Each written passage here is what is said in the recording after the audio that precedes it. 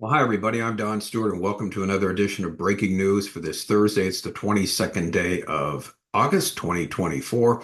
And as always, we have some important stories to share with you of events that are taking place since we last talked to you this morning. In fact, we find there's been secret travel to Cairo by Israel negotiators to end the dispute over their demand to maintain the military presence on the Gaza-Egyptian border. This is a situation where there seems to be really no answer to the stalemate that's there. Now, we also find that when Netanyahu talked with Joe Biden and Kamala Harris the other day, he was presented with multinational patrols to take over the Egyptian border rather than the Israeli military. And he out and out rejected that. We'll talk about that. And tonight, Kamala Harris will accept the Democratic nomination. She still hasn't done an interview or press conference in the 32 days since joining the race. All right, let's look at the headlines. Number one, the Mossad Shin Bet chiefs in Cairo for talks. Secret travel of officials to a mini summit meant to end the dispute over Israel's demand to maintain a military presence along the Gaza-Egypt border to prevent weapons smuggling for Hamas. CIA chief heading to Egypt to join the talks. Mossad chief David Barnea and Shin Bet chief Ronan Bar traveled secretly to Cairo on Thursday to be joined by CIA chief William Burns, according to a report, for talks on a ceasefire for a hostage release deal. The mini summit is an effort to resolve disagreements between Egypt and Israel regarding Cairo refusing to present Hamas with a proposed reduction of Israeli troops along the Rafah border, despite its role as mediator. Now, did you get that? They're supposed to present to Hamas Israel's position. They won't even present that. Israel says, look, we want to have troops on the border there. We want to have them remain after everything is over. And Egypt refuses to even present that to Hamas. So they're going to try and work that out. That was today. And we're sure that nothing much has happened. There doesn't seem to be any hope whatsoever for an agreement. Egypt does not want Israeli troops there, any types of troops stationed at the border.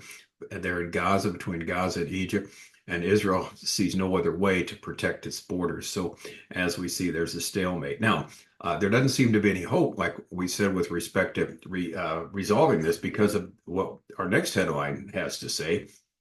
Headline number two, Israeli Prime Minister rejects Biden-Harris push for UN multinational patrols, insist on IDF sovereignty in critical Gaza corridor. Israeli Prime Minister Benjamin Netanyahu has once again demonstrated his resolve in the face of international pressure, this time standing firm against pressure from the highest levels of the United States government. Over the past several weeks, sources close to the matter have revealed that both Prime Minister Joe Biden and Vice President Kamala Harris have exerted intense pressure on Netanyahu to soften his stance regarding the Philadelphia route, that is, the court's 8.5-mile critical strip along the Gaza-Egypt border.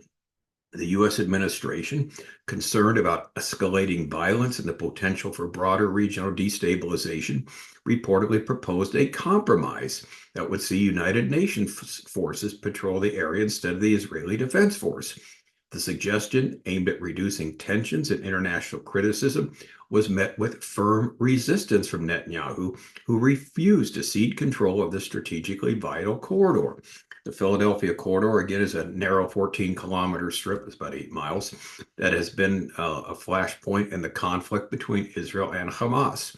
It serves as a crucial line of defense for Israel, which prevents the smuggling of weapons and militants into Gaza from Egypt.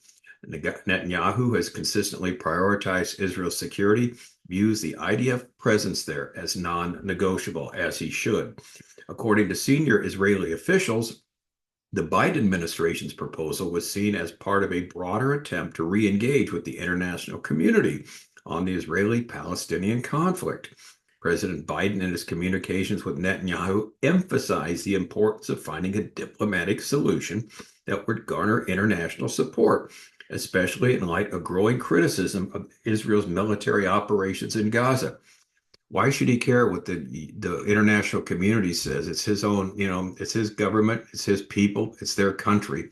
But again, this seems to be the perception that needs to be addressed by Netanyahu. You have to be perceived as falling in with what the international community says, which could care less about you. Now, what's interesting here, Vice President Kamala Harris has taken a more active role in Middle East diplomacy than many of her predecessors. That's just recently, of course, reportedly making a personal appeal to Netanyahu, urging him to consider the long term benefits of internationalizing the security arrangements in the Philadelphia corridor. She argued that allowing UN forces to patrol the area could help to de escalate the situation, reduce civilian casualties, and potentially open the door to renewed peace talks. Netanyahu, however, remained steadfast in his position. He reportedly told both Biden and Harris that Israel could not and would not rely on international forces for its security. The prime minister pointed to the failures of international peacekeeping efforts in other conflict zones, stressing that only the IDF has the capability and the mandate to protect Israel's borders effectively. The security of Israel cannot be outsourced, Netanyahu is reported to have said in a closed-door meeting with his top security advisors. The IDF, the Israeli Defense Force, is the only force that can be trusted to defend our people and our land. Now, this latest standoff, as the article goes on to say, this is from Virtual Jerusalem, by the way. The latest standoff underscores the increasingly complex and sometimes strained relationship between the lame duck Biden administration and the Netanyahu government. While the U.S. remains Israel's most important ally, you wouldn't know it by the way they acted, actually, differences over how to handle the Gaza situation have highlighted the diverging approaches between the two governments. For Netanyahu, maintaining control over the Philadelphia route is not just a matter of security, but one of sovereignty. Allowing UN forces to take over the patrol would be seen by many in Israel as a significant concession, potentially undermining Netanyahu's hardline credentials at a time when he's already facing significant domestic challenges. Now, critics of Netanyahu's stance argue that his refusal to compromise is isolating Israel internationally. They're already isolated internationally, and increasing the risk of prolonged conflict. Proponents, however, praise his unyielding defense of Israel's right to self-defense and a skepticism of international interventions, which they believe often lack the resolve or impartiality necessary to protect Israeli interests. Netanyahu's refusal to yield on the Philadelphia route will have significant implications for Israel's relations with both its neighbors and its allies. With no resolution in sight, and there certainly isn't, the standoff over who should control this critical corridor is likely to continue to be a major point of contention in the ongoing Israeli-Palestinian conflict. Yes, and there's no real resolution as long as Netanyahu's the prime minister, or you have a prime minister who cares about Israel's security. Now, here's our comment here. He certainly cannot be blamed for doing this. In 2006, after the Lebanon war, the UN was supposed to keep Hezbollah away from the Israeli border by some 18 miles. They did absolutely nothing. After 2005, when Gaza was handed over to the Palestinians, Egypt was supposed to guard the border, making sure no weapons or ammunition or people were smuggled in. Well, they didn't do the job either. So unless Israel wants a repeat of October 7th, there will be no international force at the border, neither should there be. And this is where they should, make the stand as he's doing the right thing here. And by the way, most of the people of Israel are 1,000% behind him because they realize the necessity of the security on every border to their country. Otherwise, we will see a repeat of October 7th. Now, our third headline tonight, Kamala Harris is going to accept the nomination without giving a press conference or providing many policy details. Vice President Kamala Harris will accept the Democrats' nomination tonight without sitting for one interview, giving one press conference, or providing many policy details since joining the race 32 days ago. We should also add without getting one vote from the people to be the candidate for the Democrat nomination. Now, it's been 32 days since July 21st, 2024, when she entered the race, and basically she's done nothing. No policy details, no press conferences, no interviews, no nothing. Now, the article goes on to say here, this is from Breitbart. The strategy is notable for three reasons. First, it is a rinse and repeat of President Joe Biden's 2020 basement strategy to avoid public scrutiny, which counters the multitude of exchanges the media typically conducts when presidential candidates enter the race. They want to know what the person believes, right? Everybody does, because this is going to be the person leading the country. But Biden didn't do that in 2020. He stayed in the basement the whole time. Of course, this is when COVID was taking place too, and they used that as an excuse but they also didn't want him out there speaking in public, knowing his problematic, foot in the mouth disease that he has of talking and saying things that don't make any sense, and even showing then his dementia. Second, the strategy underscores the Democrats' perceived worry about their candidate's likability. In other words, once you get to know her, you're not going to like her. And that seems to be typical across the board. There are people that have worked with her, people that know her. She is not a likable person, as well as her ability to speak off the cuff about policies without delivering a devastating gaffe. Third, it spotlights Harris's campaign's catch-22. Speaking up about policies to fix crime, inflation, and border security would undermine the Biden-Harris administration's claim of having solved those key issues. However, Harris must tout the administration's policy successes to validate her record and her policy. And again, the media have not interviewed her on television since June 24th, 2024. And the last time the press reportedly questioned her at a solo news conference was 8 months ago, December 2nd, 2023. For 32 days since joining the race, she has not given an unscripted press conference or sit-down interview, but she has committed to one interview by August 31st, Axios reported on Tuesday. Now, does that mean she's going to do an interview by August 31st, or she's committed to doing one interview by August 31st before the election? Despite the media's lack of access, their coverage of Harris has been more positive, 84% more positive than any major party nominee. A media research study found. Coverage of former President Donald Trump has been almost entirely negative by the media, 89%. In turn, 70% of registered Democrats and independents who voted for lame duck Joe Biden in 2020 are mostly in the dark about many of her controversial and radical positions, a recent poll shows. When Harris divulged her economic plan of a Soviet-style price controls in August, it was unpopular and some Democrats tried to walk it back. The media, namely Harvard economist and former Biden administration official Jason Furman, Washington Post economics columnist Catherine Rampell, and liberal economist Noah Smith, slammed Harris with coverage. This is not a sensible policy, and I think the biggest hope is that it ends up being a lot of rhetoric and no reality, Furman told the New York Times. She doesn't need to negotiate against herself.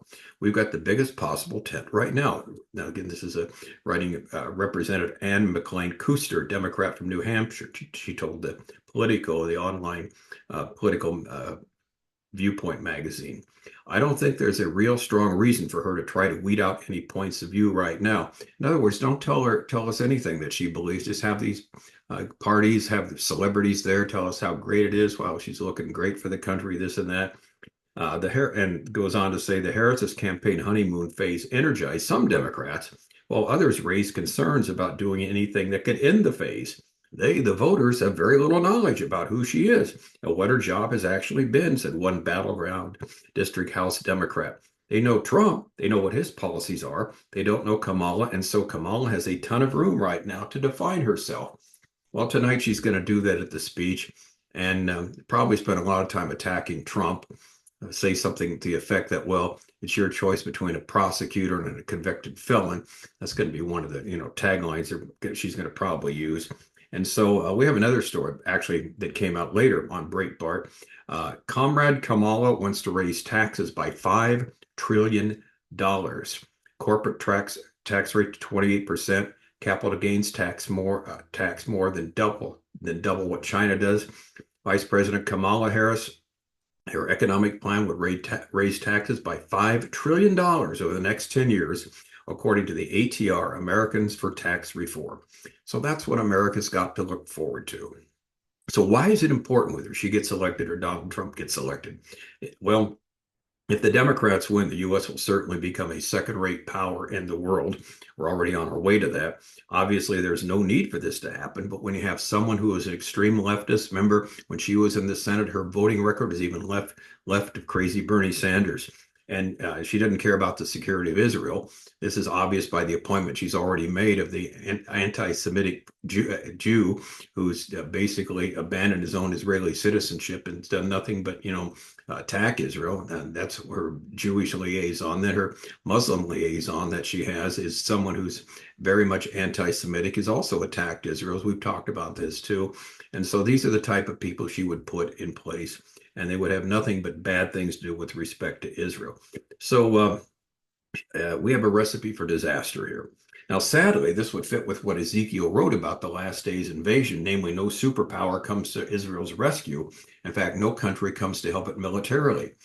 This is one of the points we bring up when you read Ezekiel 38:39, when this leader, Gog, that's his title, has this thought, this evil thought of invading Israel. He doesn't give a second thought about anybody intervening on the side of Israel. He's going to put his coalition together. They're going to attack, and that's going to be it. No one's going to help Israel militarily, and nobody does. What he didn't count on is the God of the Bible will intervene, and that will be it for him and his army there. But anyway, the fact that no one is there to rescue Israel at the time, no country helps it militarily, means something is going to happen to the United States of America. It's just that simple. Now, see our book, 25 Signs. We're near the end. Sign 11. No superpower will intervene on Israel's behalf when they are invaded. Ezekiel 38:39. Something will happen to the United States. And we explain this in some detail there. Now, the question is, could her election doom the United States? Well, it's certainly possible. Now, we hope she doesn't win. But if she does, we will continue to go forward here, preach the gospel, and teach the Bible, what it has to say about the end of the age. And we will continue being optimistic about the future because we know, like we said, the last act of the play, the last scene of the movie, the last chapter of the book, and that is the Lord Jesus Christ comes back, and we as Christians win because we're with Christ. All right, I'm Don Stewart again. Thanks for watching, and tomorrow we should have some interesting news with respect to Donald Trump. He's got an announcement seemingly he's going to make, and that should make things all the more interesting as we continue in this election season. All right, until then, as always, may our Lord richly, richly bless you.